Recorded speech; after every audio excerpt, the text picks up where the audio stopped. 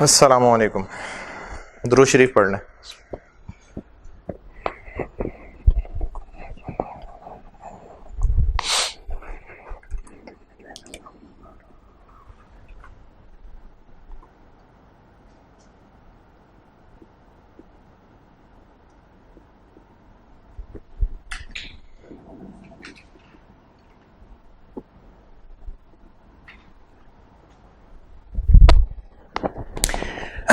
अच्छा, integrated system बताया था, उसकी एंट्री समझाई थी और उसके बाद उसका सवाल एक कहा था हस्बे तौफीक करने को।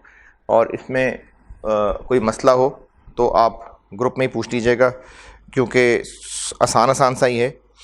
फिर भी जो इसमें मसला मुझे लगता है होगा वो फिनिश गुड्स का क्लोजिंग, वर्क इन प्रोसेस का क्लोजिंग बैलेंस निकालने में मसला हो सकता है, जो लास्ट पैराग्राफ में डिटेल बताई हुई है कि जो जॉब्स स्टिल इन प्रोसेस हैं, इसका मतलब ये वर्क इन प्रोसेस का क्लोजिंग बैलेंस बताया हुआ है और उसमें आपको मटेरियल और लेबर और एफओएच का डाटा बताया हुआ है। तो ये इसलिए बताया ताकि आप क्लोजिंग वर्क इन प्रोसेस खुद कैलकुलेट करें। तो लास्ट पैराग्राफ में क्लोजिंग वर्क इन प्रोसेस का डाटा है, ये थोड़ी मुश्किल हो सकती थी। इसके अलावा इसमें थोड़ी ट्रिक हो सकती है कि 80% जो चीज़ें कंप्लीट हुई हैं, किधर गया,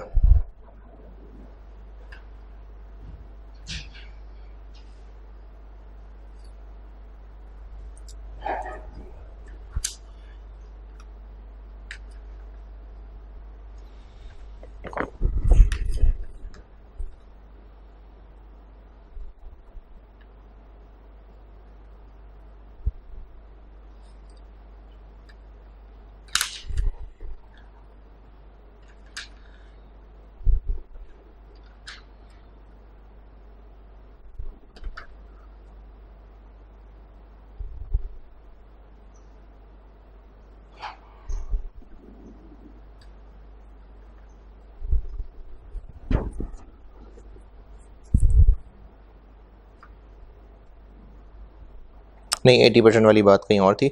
हाँ, इसमें क्लोजिंग वर्किंग प्रोसेस था, वो मैंने आपको बता दिया। ये कैलकुलेट करना पड़ेगा जो वर्किंग करके दिखाया हुआ हुआ है। बाकी सारी चीज़ें स्ट्रेट फॉरवर्ड हैं। फिर भी अगर किसी को मसला हो तो व्हाट्सएप पे पूछ लीजिएगा। इंटरलॉकिंग सिस्टम, इंटरलॉकिंग सिस्टम ये है कि अकाउंटिंग का जो डेटाबेस है उसको तोड़ दिया जाता है दो अलग अलग जगहों पर। सारी अकाउंटिंग को स्प्लिट कर दिया जाता है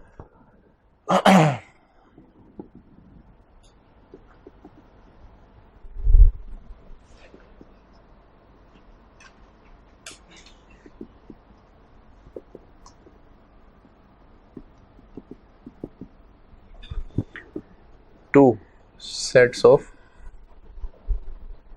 अकाउंट्स। एक कहलाता है जनरल लेजर, ये मेंटेन करेंगे हेड ऑफिस वाले।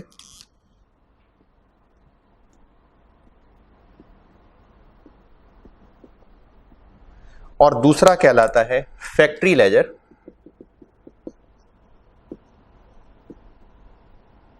और ये मेंटेन करेंगे फैक्ट्री वाले। यानी इसमें अकाउंटिंग का काम दो लोगों के जिम्मे लगा दिया जाता है। एक हिस्सा फैक्ट्री में मेंटेन होगा, उसको फैक्ट्री लेजर कहते हैं, और एक हिस्सा हेड ऑफिस में मेंटेन होगा। जो एचओ लिखा हुआ है, हॉ नहीं लिखा हुआ है, हेड ऑफिस लिखा हुआ है। तो ये हेड ऑफिस में मेंटेन होगा एक हिस्सा, और एक हिस्सा फैक्ट्री में मेंटेन होगा। जो हेड ऑफिस में मेंटेन होगा उसको जनरल लेजर कह देंगे, और जो फैक्ट्री में मेंटेन होगा उसको फैक्ट्री लेजर कहेंगे।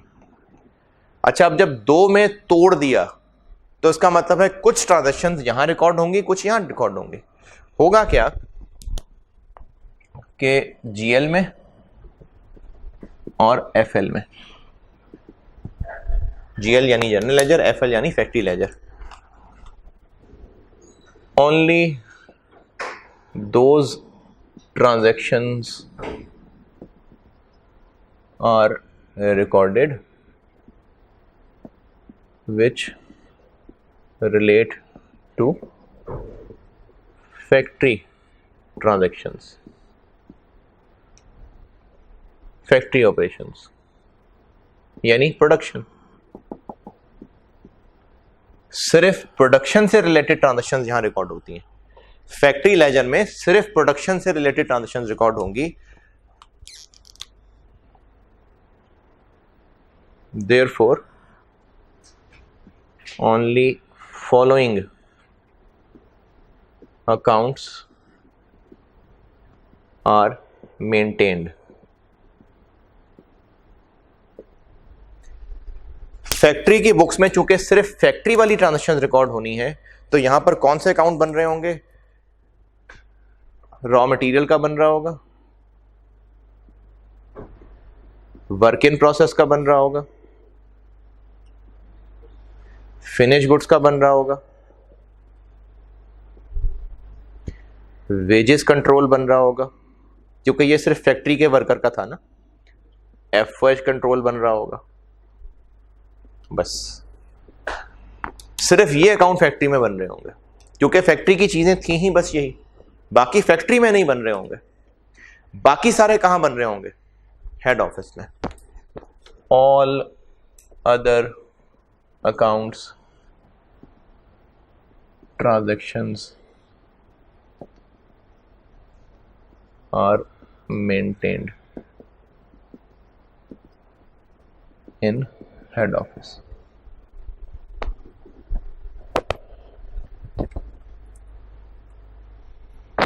तो जीएल में बाकी सारे अकाउंट्स और फैक्ट्री में यानी फैक्ट्री लेजर में सिर्फ वो अकाउंट्स जो फैक्ट्री से रिलेटेड है, यानी ये raw material inventory, work in process inventory, finish goods inventory, wages control और एफओएच कंट्रोल। बस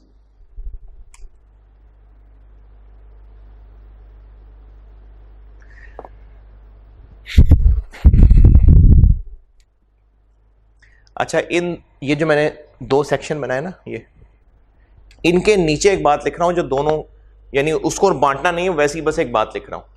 ये जो मैंने बांटा है ना, ये यहीं खत्म हो गया। अब इसके नीचे एक बात लिखने लगा हूं। इसके नीचे एक बात लिख रहा हूं, जगह नहीं है, यहां लिख के बता रहा हूं। सिंस बोथ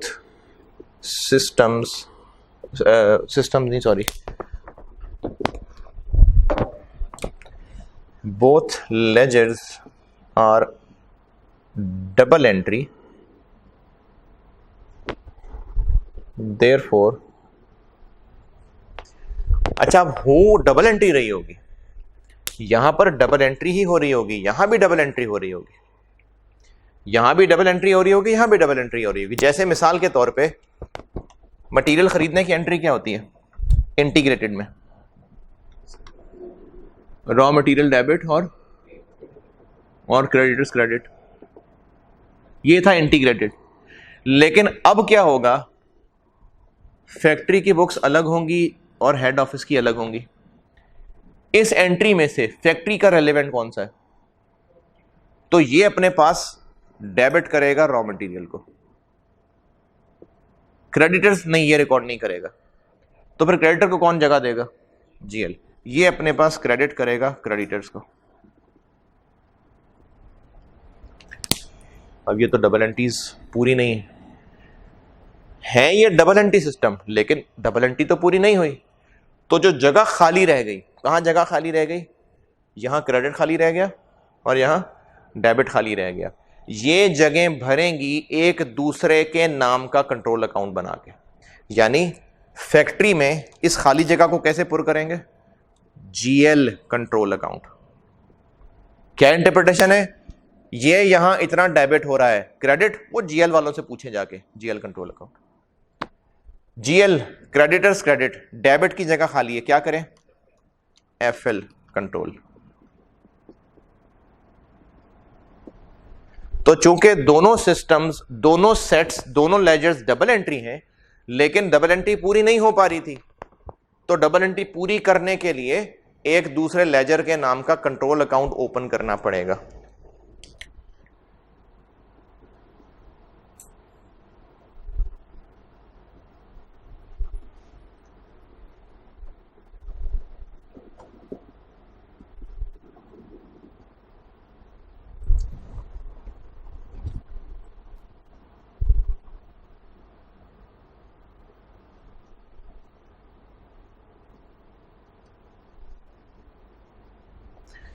तो वो जो डेबिट और क्रेडिट मिस हो जाया करेंगे, वो जो डेबिट और क्रेडिट मिस हो जाया करेंगे, उनको फिल करने के लिए एक दूसरे के नाम का कंट्रोल अकाउंट खोला होगा, वो पूरा करेगा।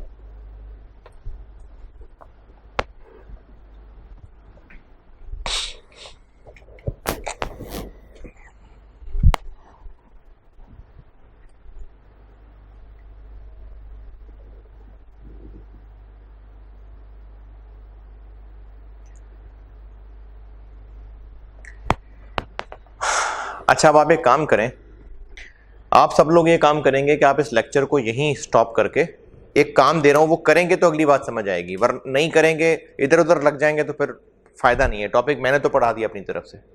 अब आप एक काम ये करेंगे कि मैंने ये जो किया ना, मैंने ये ट्रांजेक्शन इंटीग्रेटेड वाली एंट्री लिखी, और अगर इंटीग्रेटेड नहीं इंटरलॉकिंग होता तो ये ट्रांजेक्शन कैसे रिकॉर्ड होती? ऐसे रिकॉर्ड होती। इसको मैंने कैसे बनाया? सोचें इंटीग्रेटेड वाला,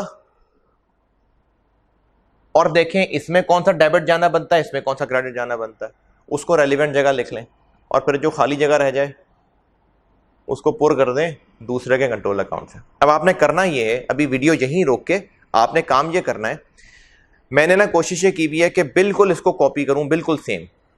जो पहला पेज है ये इंटीग्रेटेड है, जो इससे अगला पेज है वो है इंटरलॉकिंग। मैंने तरतीब भी सेम रखी है, और कोशिश की है, आप तो खैर सॉफ्ट कॉपी देख रहे होंगे तो आपको इतनी फीलिंग नहीं आएगी, प्रिंट लेंगे तो पता चलेगा। मैंने कोशिश की है कि इसी के बिल्कुल पीछे कॉपी हो। करना क्या है? करना आपने ये है कि आप इंटीग्रेटेड सिस्टम का पेज सामने रखें, ट्रांजैक्शन पढ़ें और इसकी एंट्री देखें, फिर पेज पलटने से पहले ज़बानी सोचें कि इसको इंटरलॉकिंग में करते तो कैसे करते। जब सोच ले तो अपने आप को चेक कर लें पेज पलट के, यानी ये सोचें और ये करें, और पीछे पेज पलट के देख लें मैंने की हुई है। ये आप पे खुद एक्सरसाइज करें पहले, इससे अच्छी अंडरस्टैंडिंग बन जाएगी। फिर मैं आपको इसका एक प्रैक्टिस क्वेश्चन करा देता हूं। तो आप लोग अभी वीडियो यहीं रोकें, और जो बात मैंने की है मैं ये बात दोबारा बता देता हूं।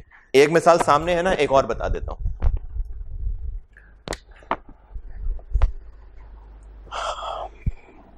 जब अंडर अप्लाइड एफओएच है, उसकी एंट्री क्या है? अंडर अप्लाइड की cost of sales debit, FOH control credit. Integrated system होता तो एफओएच कंट्रोल क्रेडिट और कॉस्ट ऑफ सेल्स डेबिट ये एंट्री होती। लेकिन अगर इंटरलॉकिंग है तो इसको कैसे किया जा रहा होगा? फैक्ट्री वालों को उसमें कौन सा अकाउंट चाहिए? तो ये करेंगे एफओएच कंट्रोल डेबिट, ये फैक्ट्री वालों का नहीं है, ये हेड ऑफिस वालों का, ये करेंगे कॉस्ट ऑफ सेल्स डेबिट। अब ये खाली जगह रह गई, क्या करें? GL control account. ये खाली जगह रह गई, एफएल कंट्रोल अकाउंट। समझ आई बात? अब आप लोग सारे वीडियो यहीं रोक के ये काम पहले करें, उसके बाद वीडियो दोबारा प्ले करना, क्योंकि अब मैंने इसका सवाल कराना शुरू कर देना। तो आप लोगों ने पहले खुद से अच्छी तरह से पहले ज़बानी सोचें, अच्छा मजा आएगा इस काम में, करेंगे ना, अच्छा इंटरेस्टिंग काम है। और फिर पेज पलट के इंटरलॉकिंग की सारी एंट्रीज देखते जाएंगे आपने सही सोचा है कि नहीं सोचा। और अगर गलतियां हो रही हो कोई बात नहीं, पहले अपनी पूरी ट्राई कर लें, फिर पेज पलट के सारी एंट्रीज अच्छी तरह समझ लें। ये आपने खुद ही समझनी है, बार बार गौर करेंगे तो आ जाएंगी समझ। मैंने किया क्या हुआ है, मैंने वही सारी ट्रांजेक्शन जो इंटीग्रेटेड में सिखाई थी, अगर इंटरलॉकिंग होता तो क्या होता, मैंने वो सारी वो रिकॉर्ड करके दिखा दी। सेम प्लेस रखी है, पहले आप खुद सोचें, ये देखें मैंने समझाया आपको, खुद सोचें, अच्छा मजे का काम है, फिर अपना सोल्यूशन देख लें। ये काम करें, फिर वीडियो दोबारा प्ले करें, वरना इसके बगैर अगली वीडियो देखने का फायदा कोई नहीं। तो पहले आप इसको पॉज करके ये काम करें, जब काम कर लें तो फिर दोबारा प्ले कर लेना। पॉज करना समीर।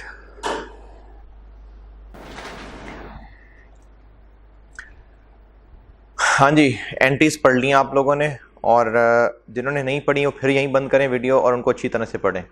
अच्छा, एंटीज पढ़ने के बाद इसमें अगर नियत से पढ़ेंगे ना तो फिर कोई मसला नहीं होगा, कोई मसला नहीं है ना, कोई मसला नहीं होगा। अब इसका एक सवाल प्रैक्टिस कर लेते हैं। प्रैक्टिस के लिए आप आ जाइए राइस की बुक में पेज 246 पे, क्वेश्चन नंबर 4 है सफायर के नाम से। जिनके पास आई कैप का पुराना क्वेश्चन बैंक है उसमें भी ये था, उसमें 5.5 था। पैक की बुक में मुझे नहीं याद कि उसमें है कि नहीं है। इसका पार्ट बी सफायर लिमिटेड के नाम से एक सवाल है, इसका पार्ट बी पढ़ लें, मैं उसको बोर्ड पे सॉल्व करता हूँ। और मेरे पास टाइम कम है तो इसलिए मैं तो सवाल सॉल्व करने लगा हूँ, पढ़ने का टाइम नहीं दे रहा। लेकिन आप लोग वीडियो यहीं रोकें, सवाल पढ़ेंगे नहीं तो सोल्यूशन का कोई फ़ायदा नहीं है।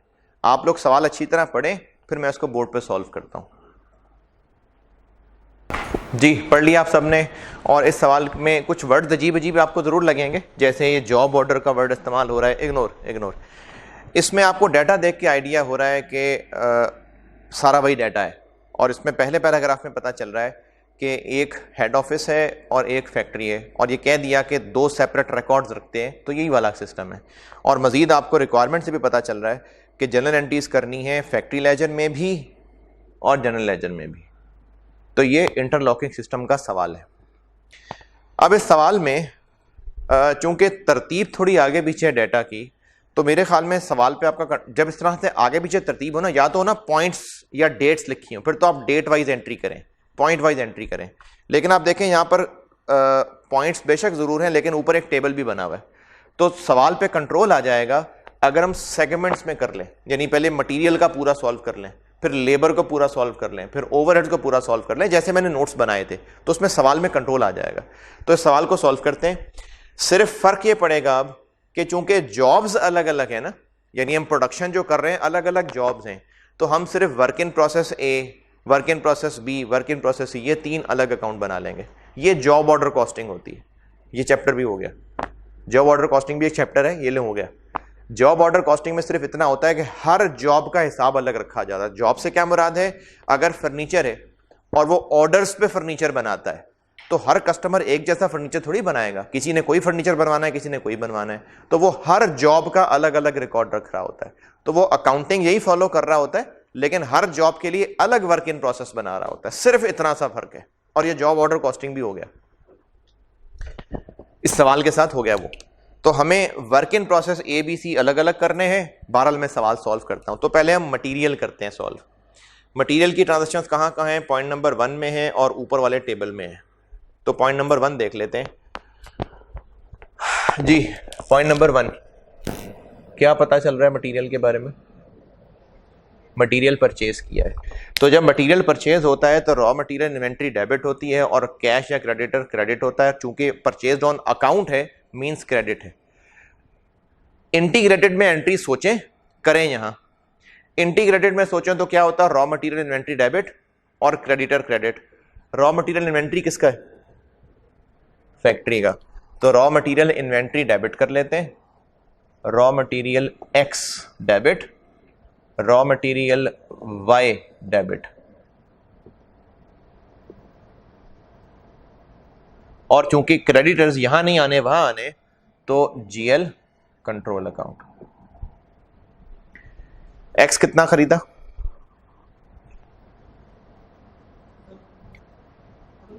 हाँ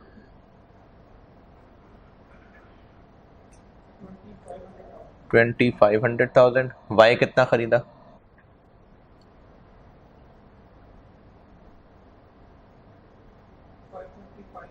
525। 5.2 मिलियन के 52 मिलियन, 5250, और ये हो जाएगा 7,750,000। ये हमने क्या किया, ये हमने रॉ मटेरियल परचेजेस रिकॉर्ड कर ली। यहां पर क्या करूं, डेबिट क्रेडिट, उधर जीएल में क्या करूं? अब हमें क्रेडिटर यहां लिखने हैं, वो लिख लेते हैं 775000। डेबिट खाली है तो फैक्ट्री लेजर कंट्रोल अकाउंट। ये मटेरियल परचेज हो गया। अच्छा, पॉइंट नंबर 1 तो हो गया। अब ऊपर वाला टेबल हल कर लेते हैं। क्या है ऊपर वाला टेबल? ऊपर वाले टेबल से क्या पता चल रहा है?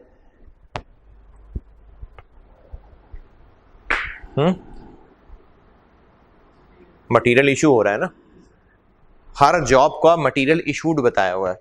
तो ये जो मटेरियल इशूड है इसकी क्वांटिटी बताई हुई है, रेट हमें पॉइंट 1 से पता चल गया। तो मटेरियल इशूड की एंट्री कर लेते हैं। मटेरियल इशूड की क्या एंट्री होती है? Work in process debit, raw material credit. तो ये यहीं होगा, यहां कुछ नहीं होगा। वर्क इन प्रोसेस ए में एक्स जा रहा है कि नहीं? वर्क इन प्रोसेस बी में एक्स जा रहा है?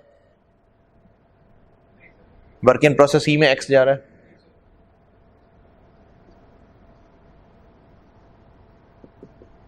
ये समझ आया क्या किया? एक्स से जो इनमें जा रहा है वो लिख लेते हैं। अच्छा, एक्स एक कितने का है? पॉइंट 1 में पता चल रहा है 25 रुपए का, और कितने कितने किलो इनमें डाल रहे हैं वो ऊपर टेबल से पता चल रहे हैं। तो वर्क इन प्रोसेस ए में कितने एक्स गए हैं? 40,000। 25 रुपए का एक है, कितना?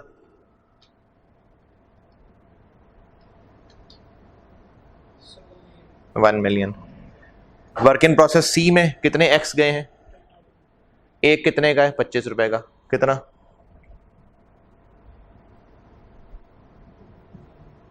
250,000।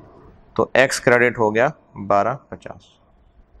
ये हो गया इशू ऑफ एक्स। अच्छा, मैंने वर्ड साथ इन्वेंट्री नहीं लिखा, खैर है। वर्क इन प्रोसेस इन्वेंट्री नहीं लिखा, रॉ मटेरियल एक्स इन्वेंट्री नहीं लिखा, अंडरस्टूड है, खैर है।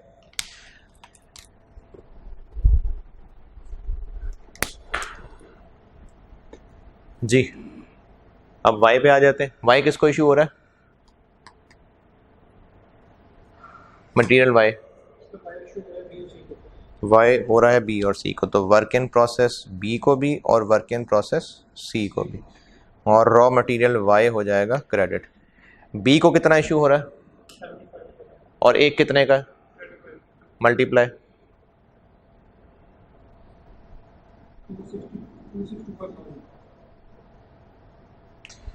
सी को कितने वाई इशू हो रहे हैं? ये पहले टेबल से पता चल रहा है सब, और रेट पॉइंट नंबर 1 से पता चल रहा है। हाँ जी, सी को कितने हो रहे हैं? 25,000। एक कितने का? कितने हो गए? 875। और कितना वाई टोटल इशू हो गया?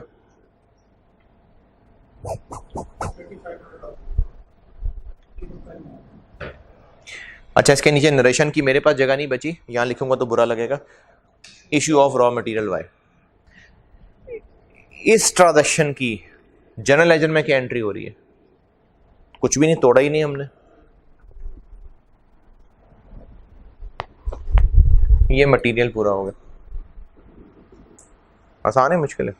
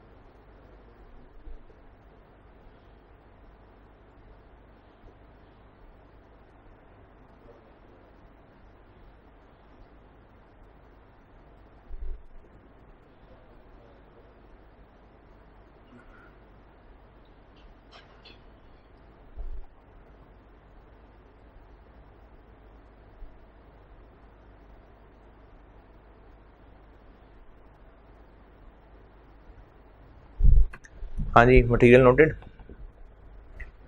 जल्दी जल्दी नोट करना है यार। नोटेड। लेबर,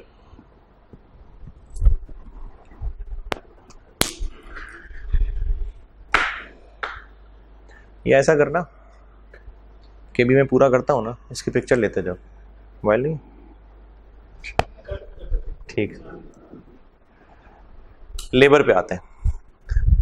लेबर में हम क्या करते हैं? लेबर में हम पेरोल रिकॉर्ड करते हैं, चार्ज करते हैं और पैसे दे देते हैं। 3 ही एंट्रीज थी। रिकॉर्ड कर लेते हैं। लेबर रिकॉर्ड करते हैं तो जो फैक्ट्री के लोग हैं, अच्छा सोचें इंटीग्रेटेड को, ये सिर्फ सोच बना रहा हूं मैं, ये सिर्फ आप सोच रहे हैं, ये सिर्फ आप सोच रहे हैं। इंटीग्रेटेड में क्या करते हैं? फैक्ट्री के लोग वेजेस कंट्रोल, एडमिन सेलिंग के लोग एडमिन सेलिंग, जो टैक्स काटना है वो टैक्स, और जो एम्प्लॉयज को देना है वो पेबल टू एम्प्लॉयज। यही करते। टोटल कितना बना पेरोल? टोटल पॉइंट नंबर 2 में टोटल पेरोल 3 मिलियन है, जिसमें से 1 मिलियन ये है, तो 2 मिलियन ये होगा। फिर टैक्स कितना काटना है इस पे? 8%। 3 मिलियन का 8% 240,000। नहीं, हाँ, और बाकी 27-60 ये एम्प्लॉयज को देना। पेरोल रिकॉर्ड करने की ये एंट्री करते हैं ना, एंट्री नंबर 6 जो मैंने नोट्स में लिखी हुई है ये करते। अब इसको इन दोनों में तोड़ लेते हैं। इसमें से फैक्ट्री में क्या जाएगा? Wages control. तो फैक्ट्री में जाएगा wages control.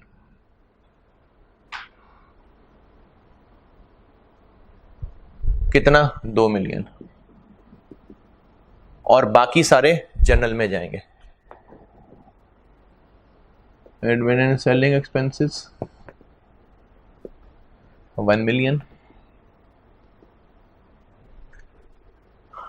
withholding tax payable 240,000 और payable to employees 27-60। Double entry tally हो गई? नहीं, टुकड़े हो गए।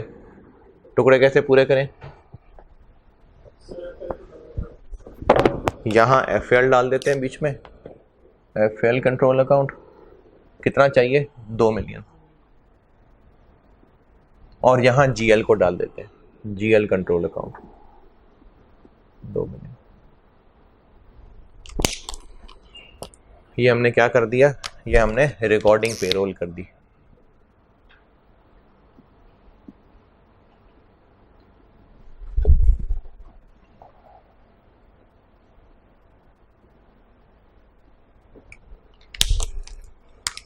ये हमने रिकॉर्डिंग पेरोल कर दी। अगला काम क्या करते हैं? पेरोल को चार्ज करते हैं। अब क्या करूं? वेजेस कंट्रोल के 2 टुकड़े करने हैं, और ये चूंकि फैक्ट्री का काम है तो इधर कुछ नहीं आएगा। वेजेस कंट्रोल को तोड़ेंगे, जो इसमें डायरेक्ट है वो वर्क इन प्रोसेस में जाएगा, और जो इनडायरेक्ट है वो FH कंट्रोल में जाएगा।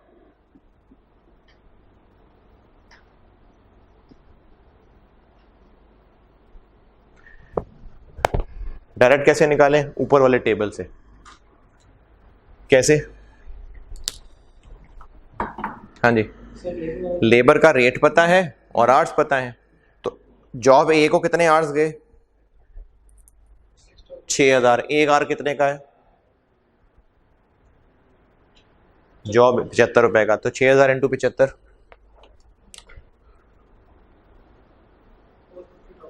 450,000।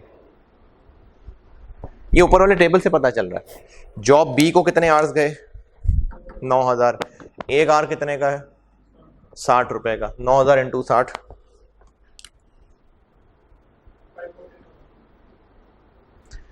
जॉब सी को कितने आवर्स गए? 15000। एक कितने का है? 65,000। कितना? 9।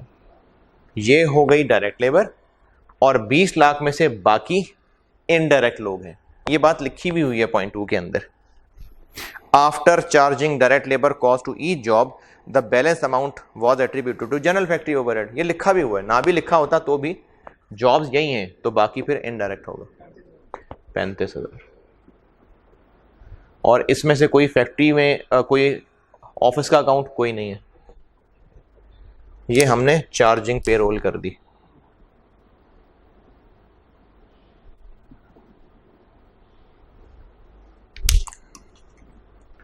और पेरोल की आखिरी एंट्री क्या होती है? ये जो पेबल बनाए थे यहीं पे कर देते हैं। विदहोल्डिंग टैक्स पेएबल डेबिट हो जाएगा 240,000, पेएबल टू एम्प्लॉइज 2760 और बैंक या कैश क्रेडिट हो जाएगा 3 मिलियन। और फैक्ट्री में इसकी कोई एंट्री नहीं होगी। ये हमने पेमेंट ऑफ पेरोल कर दिया।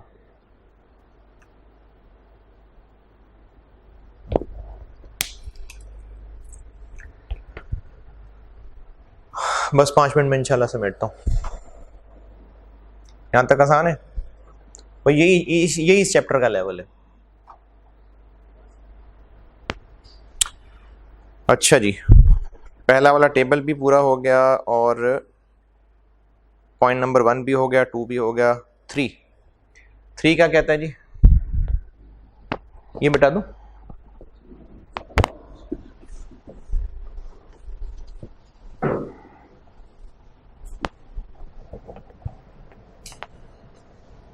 अब हम अगले सेट पे आ जाते हैं, FOH।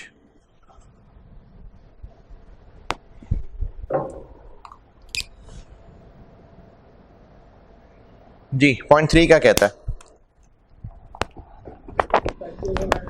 अप्लाई करना है। तो अप्लाइड FOH की एंट्री क्या होती है? Work in process debit, FOH control credit. ये दोनों फैक्ट्री की चीजें हैं। वर्क इन प्रोसेस डेबिट और FOH कंट्रोल क्रेडिट। इसका हेड ऑफिस से कोई काम नहीं है, ये हम FOH अप्लाई कर देते हैं। अच्छा, बुक्स में आप जब देखेंगे ना सोल्यूशन में, तो एंट्रीज थोड़े थोड़े से अकाउंट डिफरेंट भी हो सकते हैं। कोई बात नहीं, मैंने आपको एक रीजनेबल तरीके बता दिया, मेरे वाले को फॉलो कर लें। कोई नाम आगे पीछे हो जाते हैं, कोई बड़ा इशू नहीं है। आप देखेंगे इसमें कहीं FOH अप्लाइड का अकाउंट इस्तेमाल हो रहा होगा, नहीं रहने दें, काफी है ये। अच्छा जी, फिगर्स कैसे आएंगे? 25 रुपए पर लेबर आ रहे हैं, क्या करें? जॉब ए को कितना करना है, बी को कितना करना है, सी को कितना करना है, कैसे निकालें? 25 रुपए इंटू 25 रुपए पर लेबर आ रहे हैं, तो पहले टेबल में जो जो उनके लेबर आर चार्ज हुए हैं उनसे मल्टीप्लाई करते जाते हैं। अच्छा, ये अगर बाद में आपको समझना है, ये मैंने किया था 6000 इंटू 75, ये मैंने किया था 9000 इंटू 60, ये किया था मैंने 15000 इंटू 65, और यहाँ मैं कर रहा हूँ 6000 इंटू 25, यहाँ मैं कर रहा हूँ 9000 इंटू 25, और यहाँ कर रहा हूँ 15000 इंटू 25। कितना?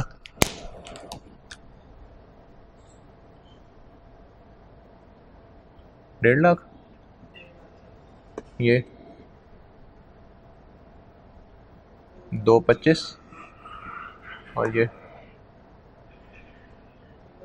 375, और ये सारे हो गए 750।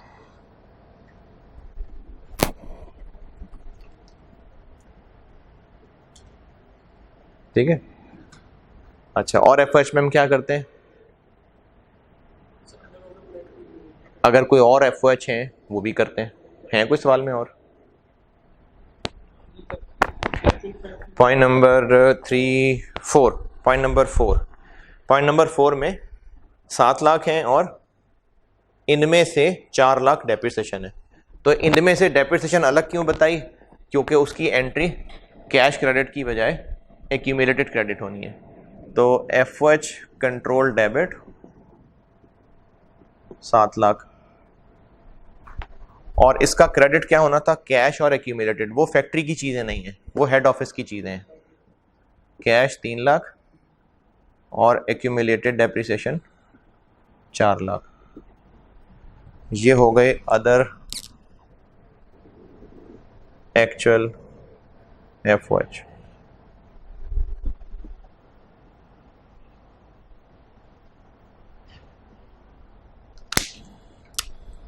एंट्री पूरी हो गई?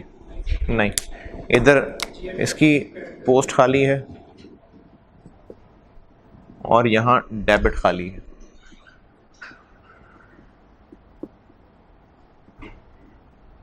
और एफओएच में तीसरा काम क्या होता है? Under over applied. तो देखें एफओएच कंट्रोल का अकाउंट बनाना है, अकाउंट बना लें, वैसे देखना है वैसे देख लें। एफओएच कंट्रोल में एक ये डेबिट आया हुआ है 35,000, एक ये डेबिट आया है 7 लाख।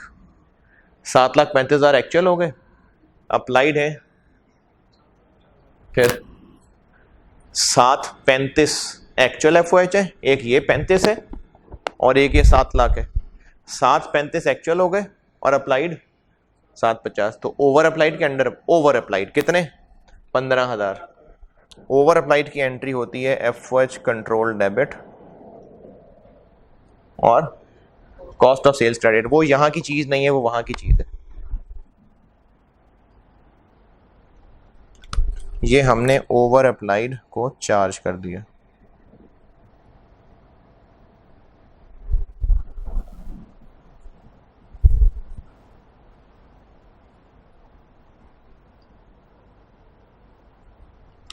ये खाली जगह पुर करें, जीएल कंट्रोल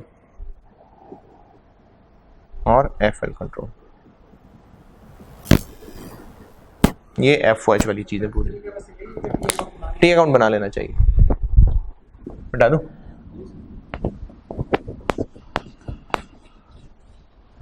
और लास्ट गुड्स का सेट है।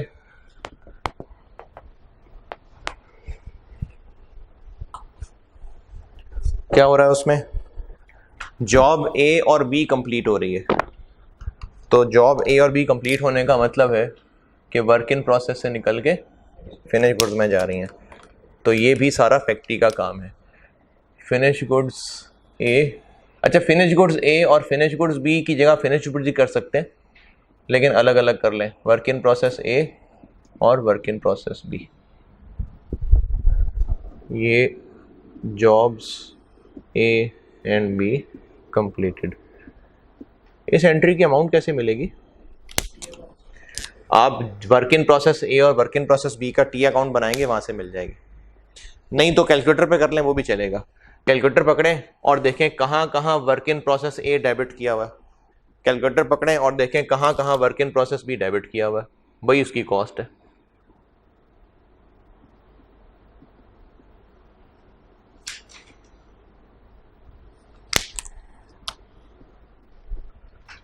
और इसका इससे कोई ताल्लुक नहीं।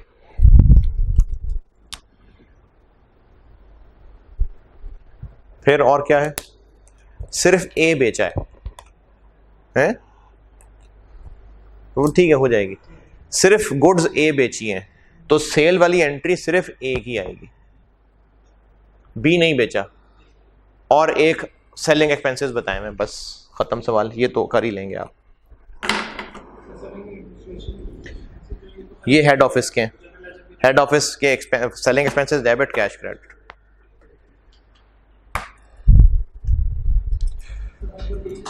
होमवर्क आपका यही है, दोबारा आपने सॉल्व करना है। चलें, ओके जी, अल्लाह हाफिज़, अगली क्लास में मिलेंगे।